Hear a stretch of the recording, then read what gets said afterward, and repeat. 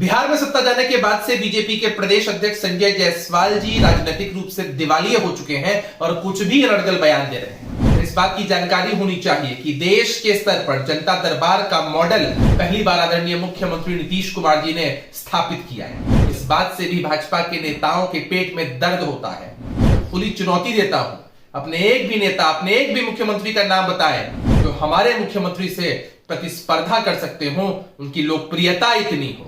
एक समय बीजेपी से टिकट नहीं मिल पाया था तो आरजेडी में चले गए थे, प्रखंड अध्यक्ष थे, चुनाव लड़े, 5-6 हजार वोट्स लाकर अपनी जमानत तक नहीं बता पाए।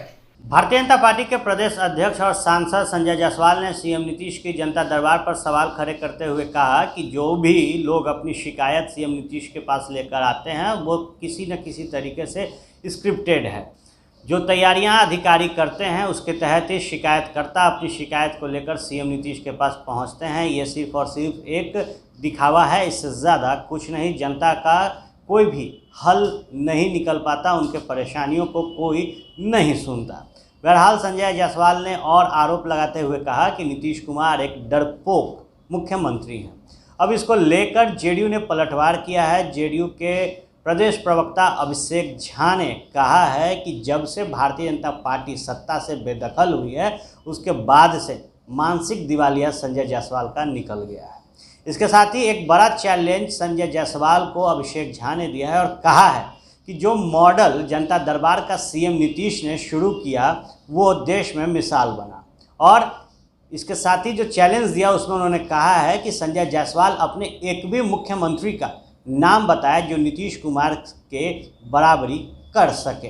तो निश्चित तौर पर कुछ वक्त पहले ही अभिषेक झा और संजय जायसवाल के बीच बयान का जो सिलसिला था वो देखा गया था। हालांकि संजय जायसवाल के बयान पर ताबड़तोड़ अभिषेक झा ने जो फायर किया उसके बाद बैकफुट पर बीजेपी नज़र आई थी। जो तथ्य जेडीयू ने दिखाए थे वो एक आईना बीजेपी के लिए साबित हुआ था। और अब एक बार फिर संजय जायसवाल जब सीएम नीतीश के ऊपर हमलावर हैं तो उनको जवाब देने के लिए वापस से जेडीयू ने जिस शख्सियत को आगे किया वो अभिषेक झा हैं। और अभिषेक झा के दिए गए चैलेंज को आने वाले समय में संजय जायसवाल किस तरीके से लेते हैं, क्या वो उन चेहरों के नाम बता पाएंगे जो नीतीश कुमार का मुकाबला कर सके। जो जनता दरबार पर सवाल संजय जायसवाल ने खड़े किए हैं उस पर जो बातें अभिषेक झा ने की है उसका किस तरीके से स्पष्टीकरण देते हैं ये भी देखने वाली बात होगी।